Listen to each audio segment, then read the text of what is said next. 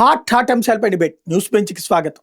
ఢిల్లీ జంతర్ మంతర్ నిరంతరం జంతర్ మంతర్ లాగానే ఉంది. అక్కడ ఏదో ఒక అల్లకల్లోలం నడిపే ప్రయత్నం జరుగుతుంది.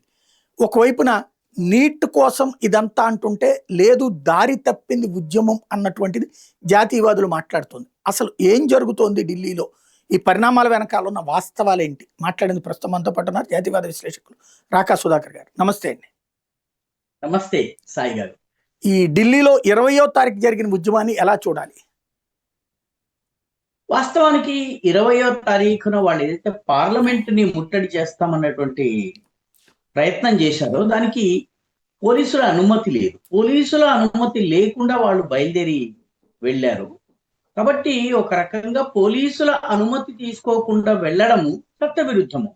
అయితే ప్రజాస్వామ్యంలో ఈ రకంగా తమ నిరసనను వ్యక్తం చేసేటటువంటి అధికారం వాళ్ళకుంది.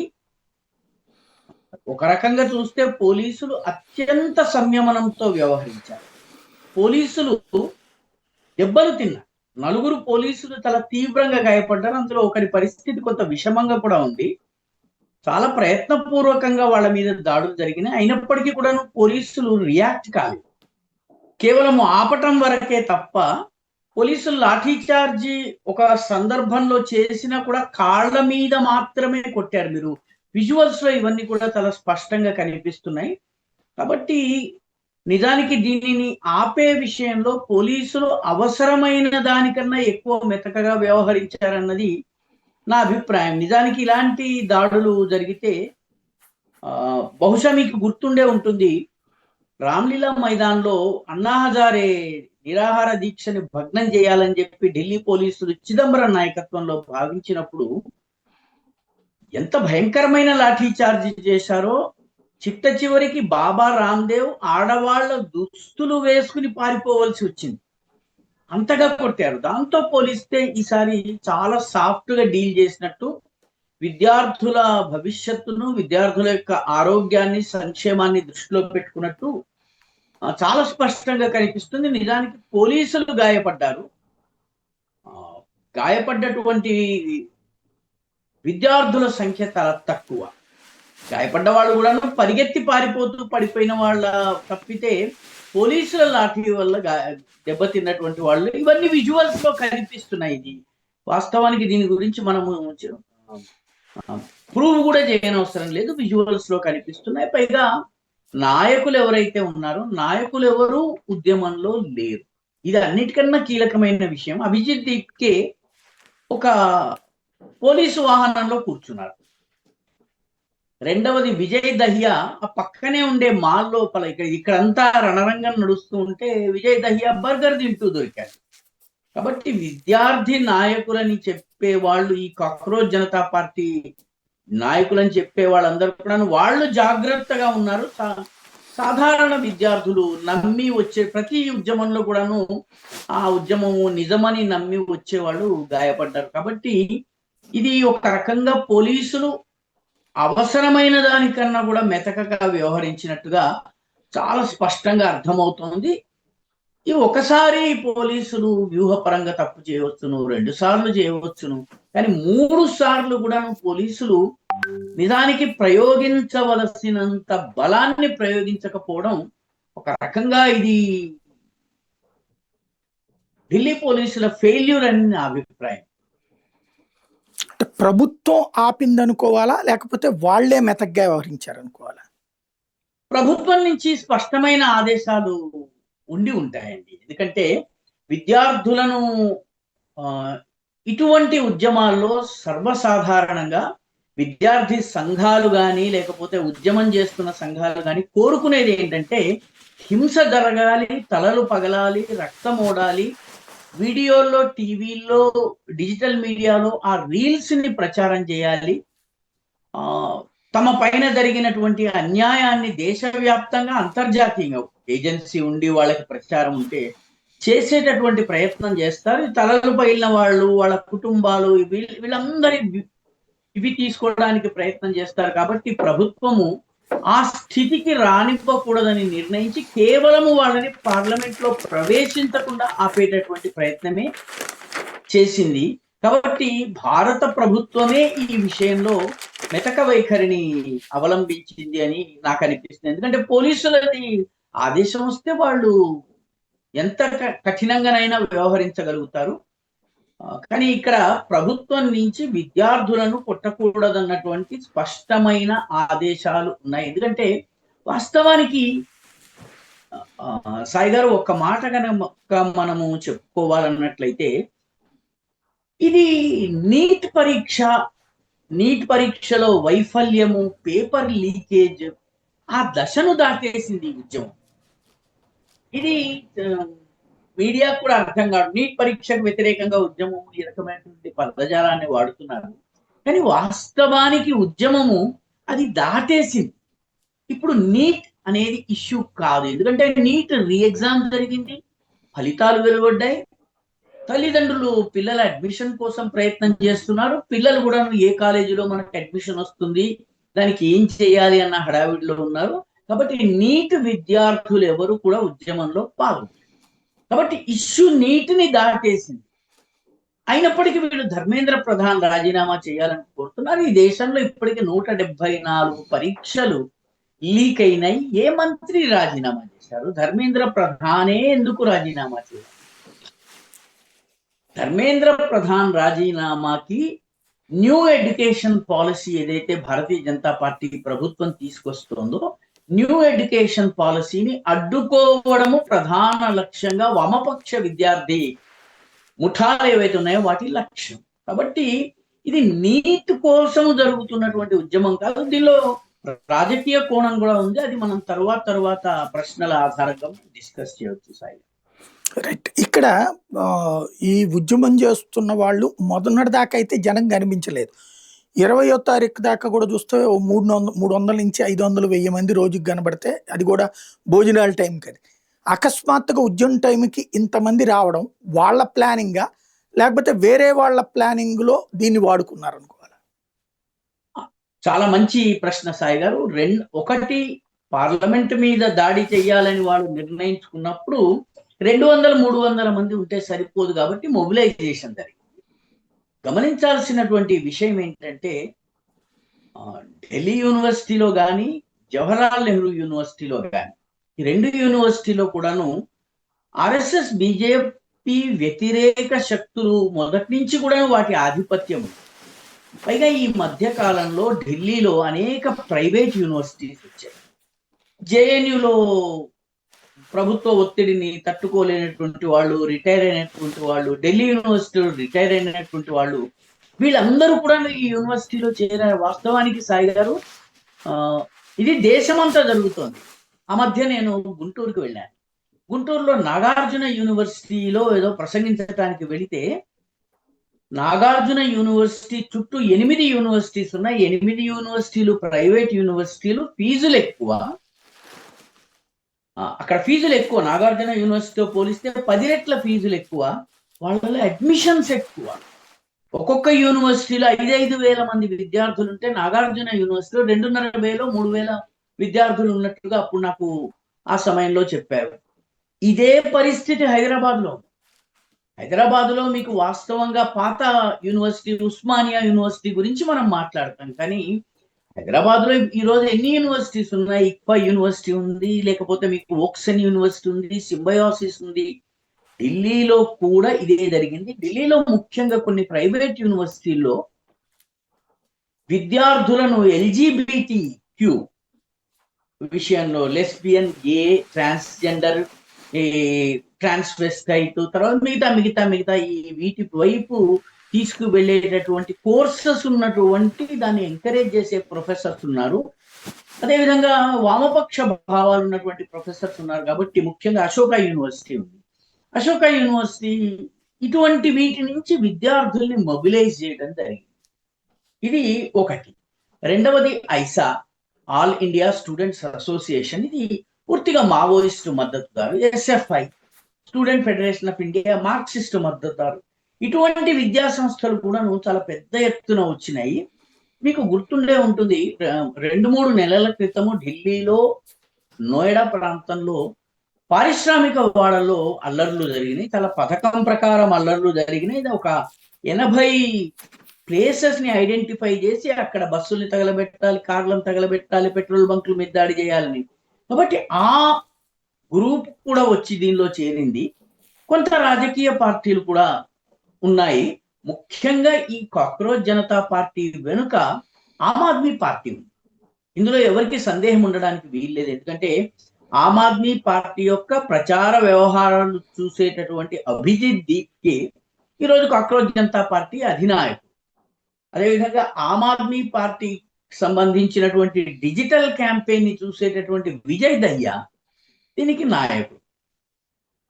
ఇప్పుడు నిన్న మొన్నటి గొడవలు పూర్తిగా విఫలమైన తరువాత అభిజిత్ దీప్కేని విజయ్ దహియాని పక్కన పెట్టిన తర్వాత మరొక వ్యక్తి ఇప్పుడు యాక్చువల్ గా కాక్రోచ్ ఉద్యమానికి నాయకత్వం వహిస్తున్నటువంటి వ్యక్తి పేరు అశుతోష్ రాకా. ఈ అశుతోష్ రాకా ఆమ్ ఆద్మీ పార్టీ కార్యకర్త. కాబట్టి ఆమ్ ఆద్మీ పార్టీ ఢిల్లీలో దానికి ఒక 20-30% ఓట్లు ఉన్నాయి. కాబట్టి ఆమ్ ఆద్మీ పార్టీ కూడా దీనిలో మొబిలైజేషన్ చేసింది. ఇవన్నిటి కారణంగా మీకు ఆ రోజుకి సంఖ్య ఎక్కువగా ఉంది. ఇప్పుడు కూడాను నిజానికి ఈ ఉద్యమాన్ని దేశవ్యాప్తం చేసేటటువంటి ప్రయత్నం జరుగుతోంది. ఈ రోజు వాస్తవానికి స్కూళ్ల బంద్, దేశవ్యాప్త స్కూళ్ల బంద్ పిలుపునిచ్చారు. హైదరాబాద్ లో అయితే కొన్ని స్కూళ్ళు మూసేశారు కూడా. కాబట్టి ఎవరు పిలిచినా బంద్ చేస్తారు. కాబట్టి బంద్ ని బట్టి బలాన్ని మనం లెక్కించలేము. ముఖ్యంగా స్కూళ్ళు ప్రారంభించే సమయంలో కొన్ని విద్యార్థి సంఘాలు మేనేజ్మెంట్లతోటి లెక్కలు సెటిల్ చేసుకోవడం కోసం చేస్తూ ఉంటాయి. కాబట్టి ఓవరాల్ గా దేశంలో ఉన్నటువంటి విద్యార్థులని రెచ్చగొట్టడం అత్యంత సులువు. కాబట్టి మీకు జనం ఎక్కువగా వచ్చినట్టు కనిపించారు. కానీ వాస్తవానికి అక్కడ నాయకత్వంలో మార్పు వచ్చింది. మీరు గమనించండి, 2 రోజులుగా అభిజిత్ దీప్కే పేరు వినిపించదు, 3 రోజులుగా విజయ్ దహియా పేరు వినిపించదు. ఇప్పుడు నాయకుడిగా వినిపిస్తున్నటువంటి పేరు అశుతోష్ రాకా. ఈ మార్పు జరిగింది. దురదృష్టవశాత్తు మన మీడియా కానీ వీళ్ళు ఈ నాయకత్వంలో మార్పు ఎందుకు జరిగింది, అసలు వెనక ఎవరున్నారు అంటే ఈ మొబిలైజేషన్ ఎలా జరిగింది, వీటి మీద పెద్దగా అధ్యయనం చేయటం. దానికి ఈ మొబిలైజేషన్ లో విద్యార్థులు ఎంతమంది, నాన్ స్టూడెంట్స్ ఎంతమంది అంచనా ఎవరు చేయటం లేదు. నాన్ స్టూడెంట్స్ ముఖ్యంగా మొన్న నోయిడా హింసకు పాల్పడ్డ కార్మికులు పెద్ద సంఖ్యలో దీంట్లో పాల్గొన్నారు. రెండవది, పాల్గొన్న వారిలో చాలా పెద్ద సంఖ్యలో సీలంపూర్ ప్రాంతానికి చెందినటువంటి ముస్లింలు ఉన్నారు. ఢిల్లీలో సీలంపూర్ అనే ఏరియా ఉంది. ఈ సీలంపూర్ లో ఎవరు మొన్నటి దాకా కార్పొరేటర్, అతని పేరు తాహెర్ హుస్సేన్. తాహెర్ హుస్సేన్ కి మొన్ననే జైలు శిక్ష విధించారు ఢిల్లీ అల్లర్లలో భాగంగా. కాబట్టి ముస్లింలు పెద్ద సంఖ్యలో వస్తున్నారు. ఈ మొత్తం వీళ్ళందరికీ అన్నం పెడుతున్నటువంటి వ్యక్తి పేరు జునైద్. జునైద్కి ఉద్యోగం లేదు, కానీ పొద్దున్న టిఫిన్, సాయంత్రం స్నాక్స్, మధ్యలో భోజనం, రాత్రి భోజనము సుష్టుగా అడిగిన వెరైటీలు, పనీర్, మటన్, ఇటువంటివన్నీ రకరకాల వెరైటీస్ తోటి ఇస్తున్నాడు. ఒక అంచనా ప్రకారము రోజుకి 8 లక్షలు ఖర్చు అవుతుంది. నెల తిరిగేటప్పటికీ అతనికి దాదాపు 2,40,00,000 రూపీస్ ఖర్చు అవుతుంది. ఈ జునైద్కి 2,40,00,000 ఎక్కడి నుంచి వస్తున్నాయి? సో ఈ ప్రశ్నలన్నీ కూడా వేయవలసిన అవసరం ఉంది. జునైద్ అయితే నిరుద్యోగి అని చెప్పుకుంటున్నాడు, నాకు ఎటువంటి ఉద్యోగం లేదు అని చెప్పి.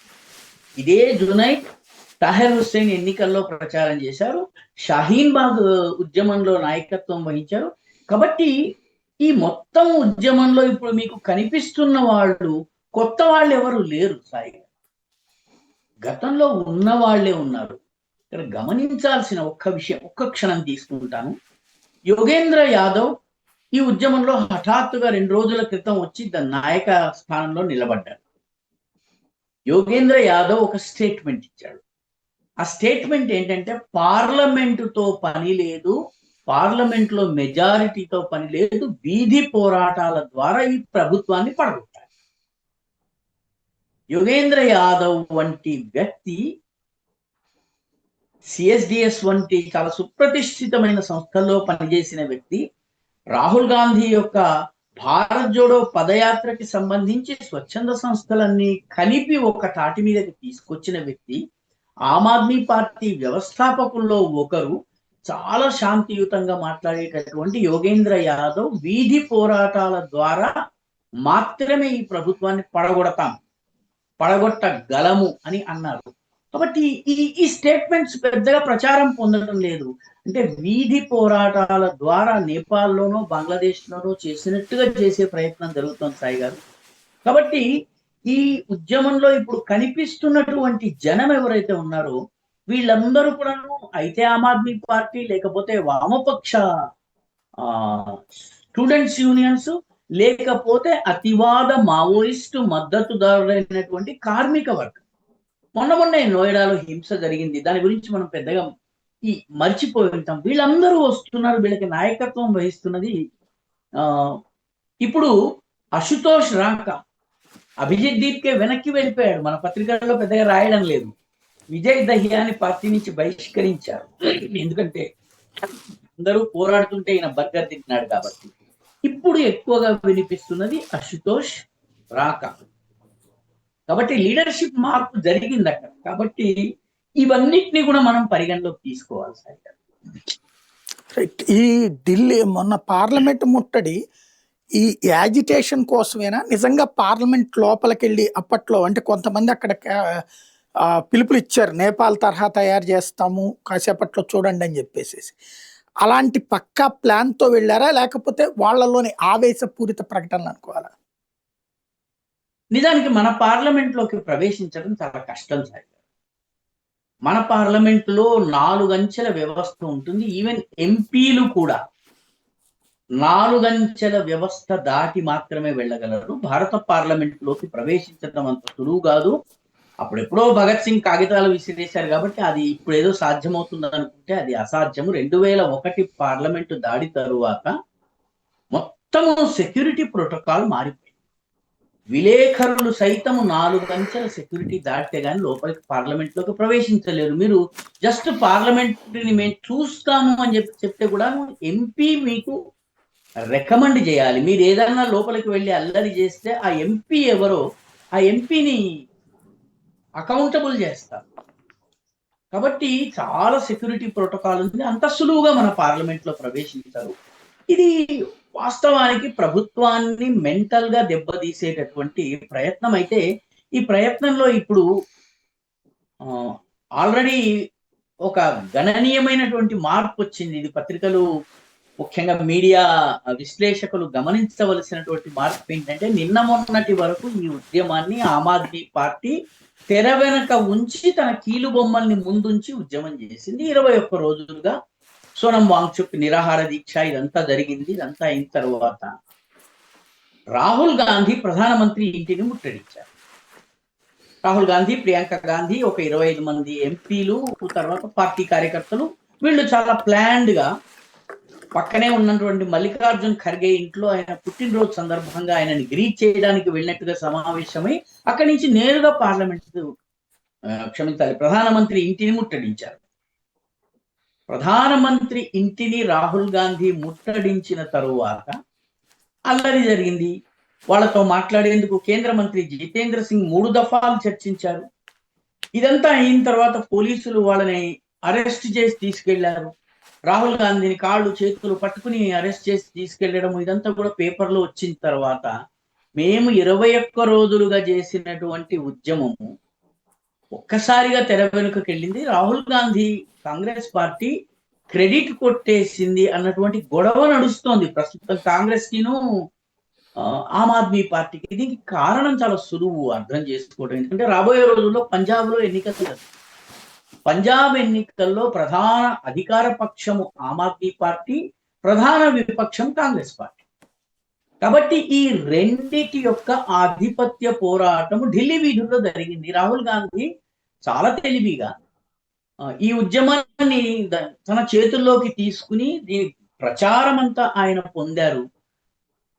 21 రోజులుగా ఉద్యమం చేస్తున్నటువంటి వాళ్ళు ఒక్కసారిగా పక్కకి వెళ్ళిపోయి ముందు తెర మీదకి రాహుల్ గాంధీ, ప్రియాంక గాంధీ వచ్చారు. రాహుల్ గాంధీ బహుశా ఆయన విపక్ష నేత అయిన 12 సంవత్సరాల్లో మొట్టమొదటిసారి అరెస్ట్ అయ్యారు.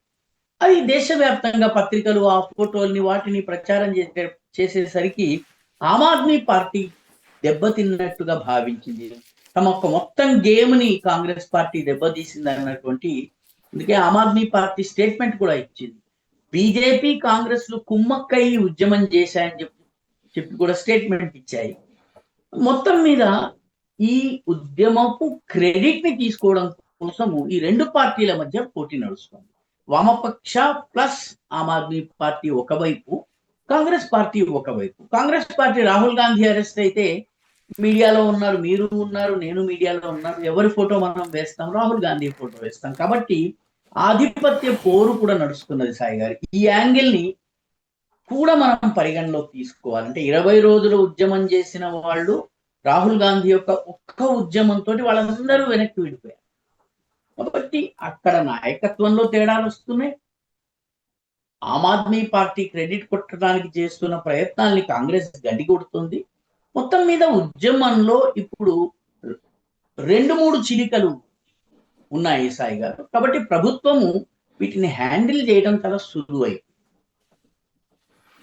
నరేంద్ర మోడీ అర్ధరాత్రి పూట్లను వీడియో రిలీజ్ చేసి, అంటే నిన్న పొద్దున ఒక ట్వీట్ చేశారు ఫాస్ట్ ట్రాక్ కోర్టుల గురించి, రాత్రి మళ్ళీ ప్రత్యేకించి రేపు బిల్లు తీసుకొస్తున్నామని సెల్ఫీ వీడియో, ఇదివరకే అన్ని మోడీవి స్పీచ్లు ఉంటాయి, అట్లాంటిది సెల్ఫీ వీడియో రిలీజ్ చేశారు. అంటే మోడీని అంతగా కదిలించింది ప్రస్తుత పరిణామం అనుకోవచ్చా? దానికన్నా కూడాను ఉద్యమం యొక్క గాలి తీసేయటం కోసం ప్రధానమంత్రి ఈ రకంగా చేశారని భావించవచ్చు. ఎందుకంటే ఏ అంశం పైన అయితే ఉద్యమం మొదలు పెట్టారో ఆ అంశం అయిపోయింది. నీట్ ఇప్పుడు ఇష్యూ కాదు. వీళ్ళ లక్ష్యము ధర్మేంద్ర ప్రధాన్ని రాజీనామా చేయించారు. దాని గురించి ప్రధానమంత్రి ప్రస్తావించారు. ప్రధానమంత్రి ఎక్కడ కూడా ధర్మేంద్ర ప్రధాన్ రాజీనామా గురించి ప్రస్తావించలేదు. కాబట్టి ఈ 21 రోజుల ఉద్యమము చేసి వాళ్ళు సాధించి ధర్మేంద్ర ప్రధాన్ని రాజీనామా చేయించాలని కనుక అనుకుంటే ప్రధానమంత్రి తన వీడియోలో దాని ప్రస్తావన లేదు. ఎన్టీఏ నేషనల్ టెస్టింగ్ ఏజెన్సీ ఏదైతే ఉందో దానికి సంబంధించి సంస్కరణలు తీసుకొస్తాము అని ప్రభుత్వం చెప్పడం ఏదైతే ఉందో అది పార్లమెంట్ లో కూడా చెప్పడానికి ప్రభుత్వం సిద్ధంగా ఉంది. ప్రభుత్వం పార్లమెంట్ లో దీనిపైన బేషరతుగా చర్చించేందుకు సిద్ధంగా ఉన్నది. ఆ సందేశాన్ని ప్రధానమంత్రి తన వీడియో ద్వారా ఇచ్చాడు. మేము చర్చించేందుకు సిద్ధంగా ఉన్నాం, చర్చకి రండి. పార్లమెంట్ లో చర్చ జరిగితే దీనిపైన ఎవరు కూడాను మాట్లాడలేదు. ఎందుకంటే గతంలో జరిగినటువంటి ఫెయిల్యూర్స్ అన్ని కూడా చర్చకు వస్తాయి.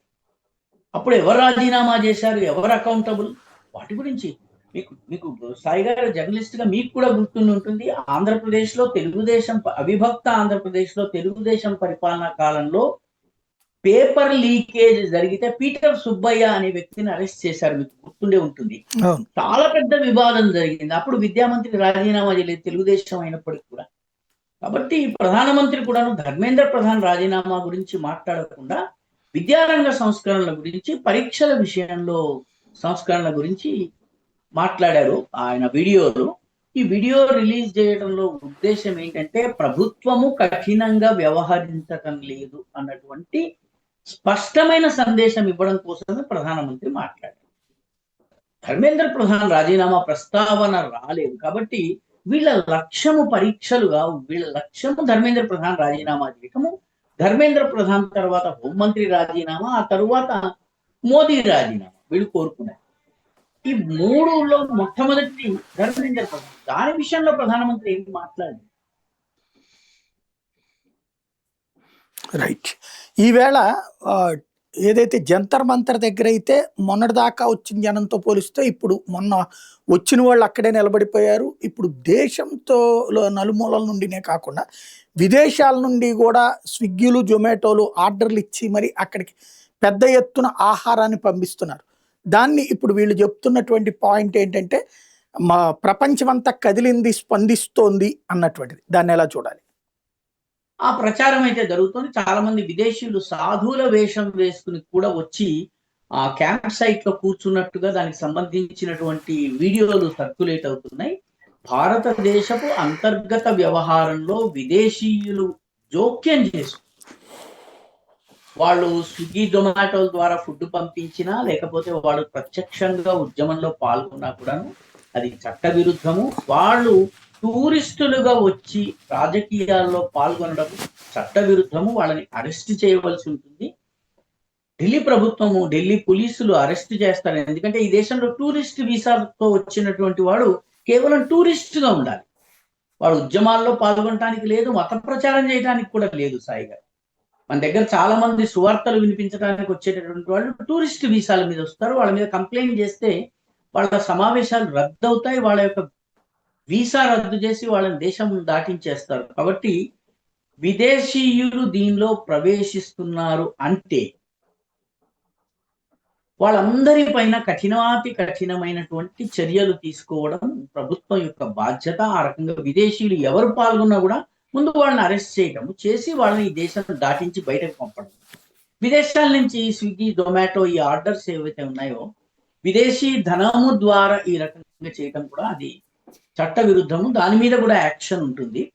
యాక్చువల్ గా చాలా మందికి తెలియని విషయం ఏంటంటే ఇప్పటికే ఒక 70-80 మంది మీద కేంద్ర ప్రభుత్వము కఠినాతి కఠినమైనటువంటి ప్రొవిజన్స్ విధించి చేసింది. ఢిల్లీ యూనివర్సిటీ, జేఎన్యూ యూనివర్సిటీలు ఈ ఉద్యమంలో పాల్గొన్న విద్యార్థుల్ని రస్టికేట్ చేస్తామని చెప్పి కూడా ఆల్రెడీ స్టేట్మెంట్ జారీ చేశారు.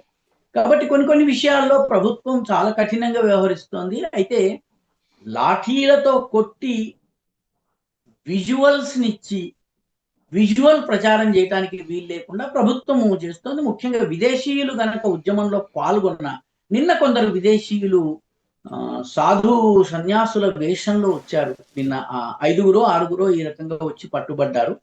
ఇటువంటి వాళ్ళని దేశం దాటించేస్తారు, వాళ్ళకి వీసా రద్దు చేస్తారు. అదేవిధంగా విదేశాల నుంచి స్విగ్గీ, జొమాటో ఆర్డర్లు కనుక వచ్చినట్లయితే వాటి మీద చాలా కఠినమైనటువంటి చర్యలు ఉంటాయి. సాయి గారు, కాబట్టి ఇటువంటి పనులు చేయటం వల్ల ఈ ఉద్యమము వీకెన్ అవుతుంది. ఇదంతా కూడాను, ఇవన్నీ ఉద్యమము బలహీనపడడానికి తొలి సూచన.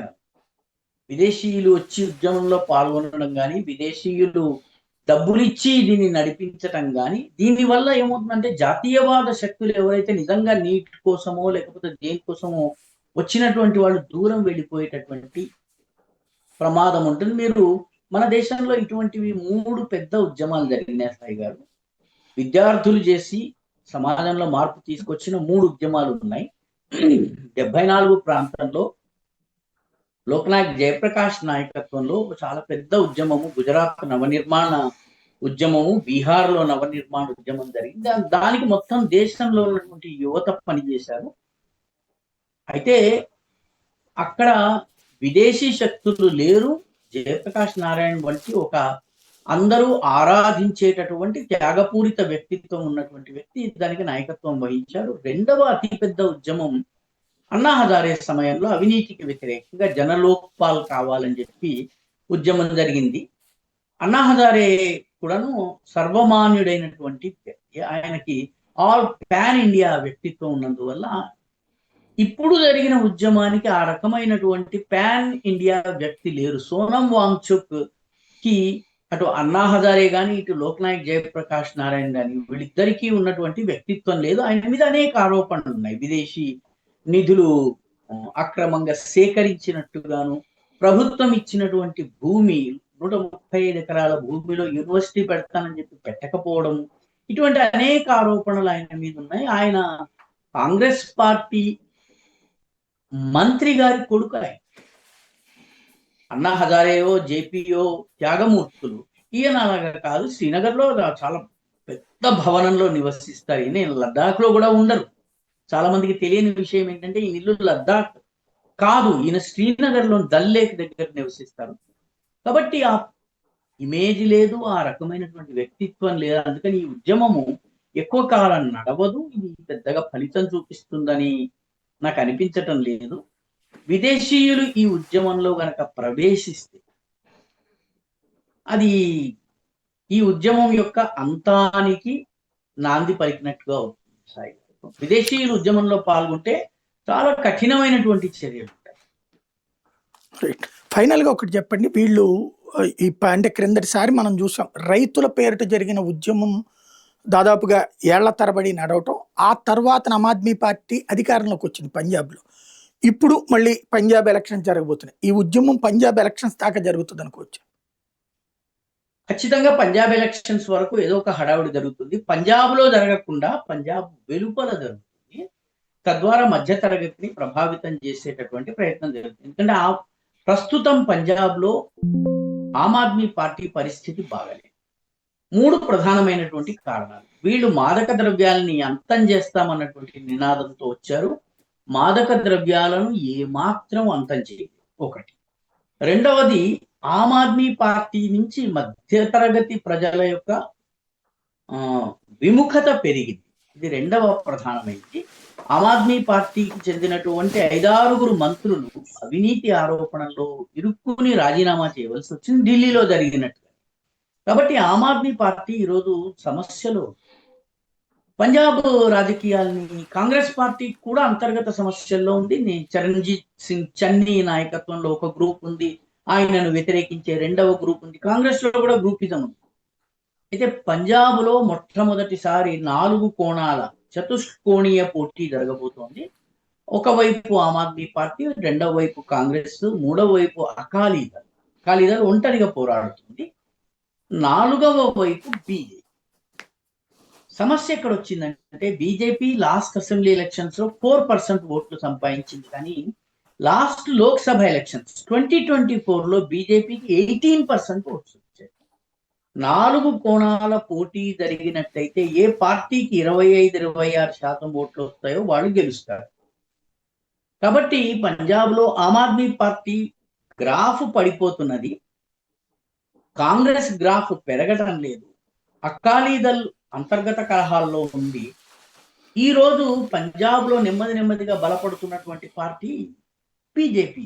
గత 6 నెలల్లో ప్రధానమంత్రి పంజాబ్ కి 2 సార్లు పర్యటించారు. మొన్న ఫిబ్రవరిలో ఒకసారి పర్యటించారు. మొన్న రీసెంట్ గా వెళ్ళి పర్యటించినప్పుడు ఆయన తేజసింగ్ సముందరియా ప్రస్తావన తీసుకుని రావడము, సిక్కు మతానికి సంబంధించినటువంటి డేరా సచ్ఖండ్ వంటి వాటిని దర్శించడం, డేరా సచ్చా సౌదాగా రామ్ రహీం కాకుండా పంజాబ్ లో డేరా ఉంటాయి సిక్కు మతానికి సంబంధించి, వీటిని కాంటాక్ట్ చేయడం ఇదంతా జరుగుతోంది. కాబట్టి ఆమ్ ఆద్మీ పార్టీ తన యొక్క స్టాండ్ బలాన్ని రీగెయిన్ చేయాలి, తన 26-27% ఓట్లను పొందాలి, చతుష్కోణీయ పోటీలో మళ్ళీ అధికారంలోకి రావాలి. దీనికోసము ఇటు రైతుల ఉద్యమం కూడాను సింగు బార్డర్ దగ్గర మొన్న రైతులందరూ వచ్చి చేరేందుకు ప్రయత్నిస్తే చెదరగొట్టేసింది ఢిల్లీ ప్రభుత్వం. ఢిల్లీలో ఇప్పుడున్న ప్రభుత్వం ఆమ్ ఆద్మీ పార్టీ ప్రభుత్వం కాదు కాబట్టి వాళ్ళని చెదరగొట్టింది. కాబట్టి రైతు ఉద్యమం పేరిట కూడా కొంత హడావిడి ఢిల్లీ కేంద్రంగా జరిగేటటువంటి సూచనలు ఉన్నాయి. విద్యార్థి ఉద్యమం పేరిట కూడా పంజాబ్ ఎలక్షన్స్ వరకు కూడా దీన్ని ఏదో రకంగా సాగదీస్తారు. ఆ తర్వాత ఫలితాలు వచ్చిన తర్వాత దీన్ని నెమ్మదిగా విత్డ్రా చేస్తారు. ఇది విద్యార్థుల ఉద్యమం కాదు, పంజాబ్ ఎలక్షన్స్ ని దృష్టిలో పెట్టుకుని జరుగుతున్నటువంటి. ఎందుకంటే పంజాబ్ లో కనుక ఆమ్ ఆద్మీ పార్టీ ఓడిపోతే ఆ పార్టీకి భవిష్యత్తు లేదు. ఎందుకంటే ఇప్పటికే ఉత్తరాఖండ్ లో 1% ఓట్లు రాలేదు, ఉత్తరప్రదేశ్ లో 1% ఓట్లు రాలేదు, మీకు రాజస్థాన్ లో పోటీ చేస్తే డిపాజిట్లు దక్కలేదు, గోవాలో పోటీ చేస్తే ఘోర పరాజయం చెందారు, గుజరాత్ ఒక్క చోట వీళ్ళు కొద్దిగా బాగా పర్ఫామ్ చేశారు. గత ఎన్నికల్లో ఈసారి చేస్తారన్నటువంటి గ్యారెంటీ లేదు. కాబట్టి ఆమ్ ఆద్మీ పార్టీ ఒక జాతీయ పార్టీగా ఇప్పుడున్నటువంటి గుర్తింపు కూడా పోతుంది. ఢిల్లీలో ఆల్రెడీ ఓడిపోయింది, ఇప్పుడు అధికారం ఉన్న పంజాబ్ లో అది గెలవాలి. కాబట్టి ఈ మొత్తం ఉద్యమము విద్యార్థి ఉద్యమం వెనుక పంజాబ్ ఎన్నికలు అనేవి ఉన్నాయి. అందుకనే కాంగ్రెస్ ఆమ్ ఆద్మీ పార్టీ మధ్య ఆధిపత్య పోరాటము. మేము ఇంత ఉద్యమం చేస్తే రాహుల్ గాంధీ వచ్చి అరెస్ట్ అయిపోయారు అని చెప్పి ఏదైతే అంటున్నారో దానికి ప్రధాన కారణం ఇది. పంజాబ్ ఎన్నికలు జరిగేంత వరకు ఈ రకమైనటువంటి హడావిడి జరుగుతుంది. ఎందుకంటే ఈ విద్యార్థి ఉద్యమం ప్రభావం వేరే రాష్ట్రాలు ఎక్కడా ఉండదు. ఇది ఉండేది కేవలం పంజాబ్ లో మాత్రమే. ఎందుకంటే పంజాబ్ లో భారీ అన్ఎంప్లాయ్మెంట్ ఉంది సాయి గారు. పంజాబ్ లో ఈరోజు చిన్న కూలి పనులు చేయడానికి యూపీ బీహార్ నుంచి వస్తారు, కానీ పంజాబీ యువకుడు ఉద్యోగానికి సిద్ధంగా లేడు, ఫారిన్కి వెళ్ళడానికి ఇష్టపడుతుంది. పంజాబ్ లో ఈ దొంగదారుల ద్వారానైనా ఫారిన్కి వెళ్ళాలన్నటువంటి ఒక నేచర్ పెరిగింది. డ్రగ్స్ బాగా పెద్ద సమస్య. వీటన్నిటి నుంచి దృష్టి మళ్లించేందుకు ఈ కాక్రోచ్ జనతా పార్టీ పేరిట కొంత హడావిడి చేస్తున్నారు. ఈ బీజేపీని ఢిల్లీలో అధికారం నుంచి తొలగించటం కన్నా కూడా వీళ్ళ ప్రధాన లక్ష్యం పంజాబ్ లో మళ్ళీ రెండోసారి గెలవడం. ఇది ఈ గేమ్ ని అర్థం చేసుకున్నట్టయితే ఈ మొత్తం ఉద్యమం మనకి అర్థమైపోతుంది. లేకపోతే ఎందుకు లీడర్ ని మధ్యదారిలో మార్చారు? అభిజిత్ దీప్కేని తీసేసి ఆశుతోష్ రాకాని ఎందుకు తీసుకొచ్చారు? కాంగ్రెస్ కూడా ఈ ఉద్యమంలో జాయిన్ అయ్యి రాహుల్ గాంధీ అరెస్ట్ అయితే ఆమ్ ఆద్మీ పార్టీ ఎందుకు గొడవ పెడుతుంది? ఇటువంటి ప్రశ్నలన్నీ వేసినట్టయితే మీరు అడిగినట్టుగా పంజాబ్ ఎన్నికలు అన్నది ఇక్కడ అత్యంత కీలకమైందని మనం దృష్టిలో పెట్టుకోవాలి sir. Thank you very much అండి.